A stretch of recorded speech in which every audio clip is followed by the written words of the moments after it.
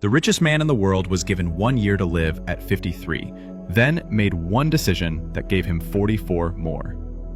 John D. Rockefeller built an empire that would make him history's first billionaire. By 25, he owned one of America's largest oil refineries.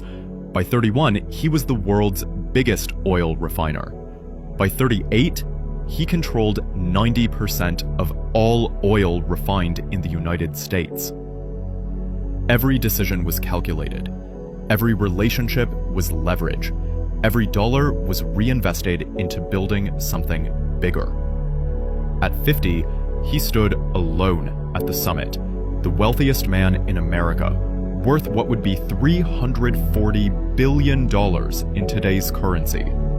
He had won the game of wealth. But he was about to lose something far more valuable. At 53, his body betrayed him. Crippling pain consumed him daily. His hair fell out completely. Digestive problems reduced his diet to soup and crackers. The man who could buy anything on earth could barely eat. Sleep abandoned him. Joy disappeared. His personal physicians delivered the verdict. He had less than a year to live. An associate watched him deteriorate and wrote, "He couldn't sleep, wouldn't smile, and nothing in life meant anything to him." Rockefeller, who had spent decades accumulating more wealth than any human in history, lay awake one night facing an inescapable truth. He couldn't take a single cent with him. The man who controlled global oil markets suddenly realized he controlled nothing that actually mattered. That awakening changed everything. He called his lawyers and accountants with stunning instructions: restructure his fortune for hospitals, medical research, and charitable work. In 1913, he established the Rockefeller Foundation. What happened next was extraordinary. The foundation funded the research that brought penicillin to the world, saving countless millions of lives. It supported medical breakthroughs, educational institutions, and public health initiatives that transformed society. But something else happened that no one expected. Rockefeller himself transformed. As he began redirecting his wealth toward helping others, his health mysteriously stabilized. His pain lessened. His strength gradually returned. The year he was supposed to die passed. Then another.